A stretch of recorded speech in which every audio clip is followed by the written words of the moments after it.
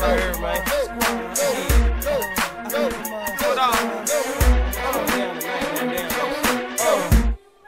Terence Crawford says Errol Spence can't beat him. The only way he takes an L is if he beats himself. What's good, everybody? It's your boy, Cardinal Red Sports. Let's talk about it. Alright, y'all. So, Terence Bud Crawford, the undisputed welterweight champion of the world, Craig, recently had some things to say about the rematch between him and Errol Spence Jr. and whether he'll take a loss during the rest of his career. I want to break that down, give my 675 nickels for anybody listening. When I heard you say that Bomac and them studied Spence and they were training for years, they trained 2 years with the snack program, and according to Crawford's friend, they did that because Spence was stronger and he was bigger, and they went over to the snack program specifically to train for Spence. Alright, so Terence Crawford says Errol Spence can't beat him, and the only way he takes an L is if he beats himself. Is that true, or is he spitting some big cap? Bullshit.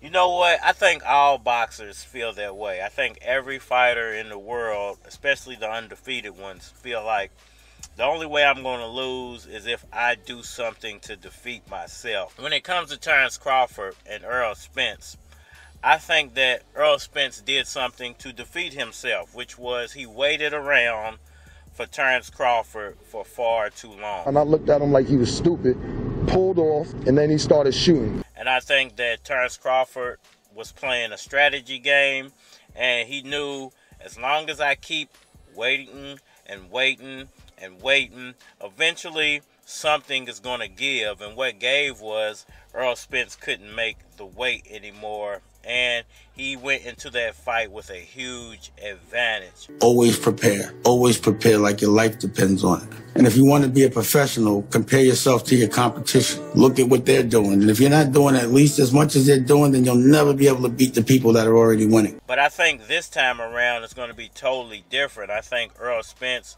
number one, is not going to be weight drained. Number two, I think he's prepared for any and everything that Terence Crawford could possibly bring to the ring. I think number three, I think that he took everything that Terence Crawford could possibly bring to the table in the last fight. I don't see anything else that Terence Crawford could possibly do new that he didn't do in the last fight. The only thing I think that he could do new would be is to bulk himself up even more, to come into the fight with even more power than he did in the first fight.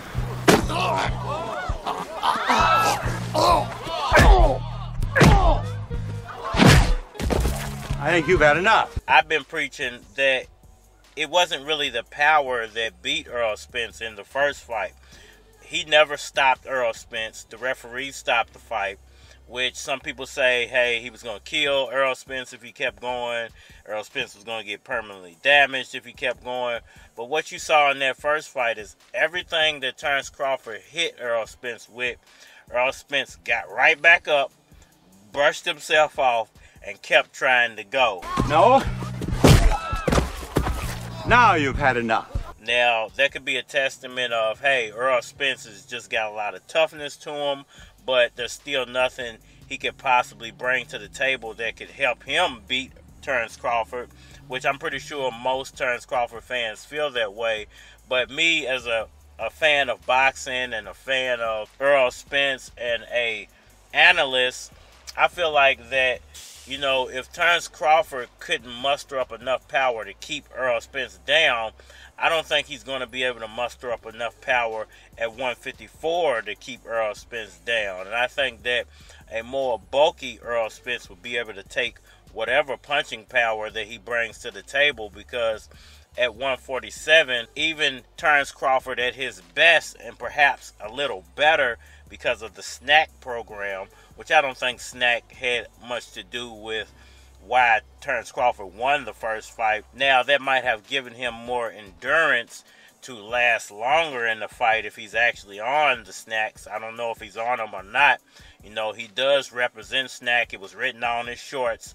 So he's actually endorsing snack, but that doesn't mean he's actually using snack. There's a big difference between someone endorsing a product because they're paying them to endorse it, and someone using a product and endorsing a product. So I've never heard Terence Crawford come out and officially say that, hey, I endorse and I use snack, or I just endorse snack. I've never even heard him say, hey, I just endorse. We just saw that obviously he's endorsing it because it was on his shorts. So they're obviously paying him to endorse the product. Now, if a Terence Crawford that caught a weight drain Errol Spence, that was on snack, and that waited Errol Spence out, you know, for 2.5 years, maybe even longer, 2.5 years basically from the last time they tried to make the fight. They've been trying to make the fight for close to 5 years, but 2.5 years very strongly they've been trying to make this fight. Now, if that version of Terence Crawford couldn't keep Errol Spence down on the canvas, I don't think that those 7 pounds is going to help Terence Crawford keep Errol Spence down. Now, he might still beat Errol Spence because he has quicker hands or quicker feet, or perhaps his boxing abilities or talent is just that much better than Errol Spence. But I don't think it's going to be a situation of his power kept Errol Spence down or his speed kept Errol Spence down, because it didn't work on an Errol Spence who was obviously at his worst. You know, even an Errol Spence at his worst took the best, the absolute best Terence Crawford could bring to the table, and he kept on coming. So to me, I think it's only going to bode that much more in Errol Spence's favor, a prepared Errol Spence's favor in the rematch. Plus, we don't know if Bomac's going to be there for the rematch either. So a lot more things are playing out in Errol Spence's favor in the second fight to where they didn't play out in his favor in the first fight. So, you know, Terence Crawford can say all he wants to that, hey, nobody can beat me, and the only way I'm going to beat me is if I beat myself, and he should feel that way. But in all actuality, everybody can be beat, and it's only a matter of how you prepare, and if you prepare correctly for you to have an opportunity or a chance at beating someone who's considered to be that good at their best. Yeah, they call you the hitman. Well, I got a call from Sugar. He calls you the get hitman. I believe that the 147-pound Terence Crawford that we just saw was the best that he had to offer, and we might see a slight boost in ability at 154, but I think it's not really going to matter that much, because I think that Errol Spence is going to be at his best this time. So even a slight boost might not be enough to beat Errol Spence at his best. I always want to be alone, and now I learned how to deal with anyone. I could talk to anyone, even about their problems. I say to him, you know, I owe you a lot, and he doesn't know what I mean, but I'm going to tell him now what I mean. If he weren't here, I probably wouldn't be alive today. The fact that he is here and doing what he's doing, and doing as well as he's doing, and improving as he has, gives me the motivation and interest to stay alive. Because I believe that a person dies when they no longer wants to live. And he gives me the motivation. I will stay alive, and I will watch him become a success. Y'all let me know what y'all think about all that down in the comment section below. Hit that like button for me. Share. Subscribe. Holler at me on all social media platforms, Facebook, Instagram, YouTube, Twitter. But you're more than likely to get a response on the tube, so holler at me over there. If you want to collabo, feature a product or your channel on my channel, feel free to hit my Gmail, because it is a flock of cards at gmail.com. We are live. Keep a ganger work strapped up, dog, it ain't nothing. Keep a ganger hose lined up, ready to bring something. I'm a player in my own right. Blow a eye, tote that. Cop an elbow just to roll it up and smoke that. Cause you ain't heard about me. Yeah, it's Katie in the club 50D with an entourage of killers. Yeah, we tote tax and we stretching niggas out there chain tucking. I'm a wild motherfucker. Grip the grain, then I peel out. Motherfucker, got the city on lock. I'm a king. And breaking all kind of laws. Cause the police on our team. I got a shop I built up that make money every day. I'm a rap star, a ball like I'm in the NBA. With a cold ass flow and a suave ass swag. With a cocky attitude to get a broad that's bad. Come on. Niggas on my team, man, my niggas is me. I got some bitches on my team, man, my bitches is cool. I got some niggas on the block, they ain't scared of police. I got some niggas in the hood, let me know what's good. Big rim, big blocks, big Chevy, big blade, big beef, big E, big money, big play, big diamonds, big wheels, big brains, big shine, big chains, big gold, big flows, big time. Hey, yo, I take a hit of the weed and contemplate how I'm about to make the whole city congregate. Where I'm from, constant hate is commonplace. See the look upon my face, my ganja's great.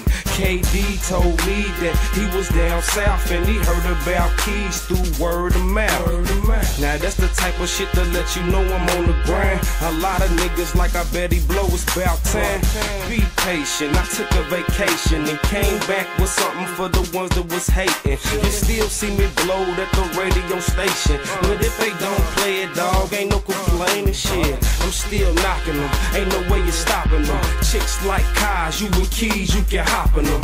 And you a true bitch, I stay off the brandy like Q Rich, trying to get a few chicks. I got some niggas on my team, and my niggas is me. I got some bitches on my team, and my bitches is cool. I got some niggas on the block, they ain't scared of the block. I got some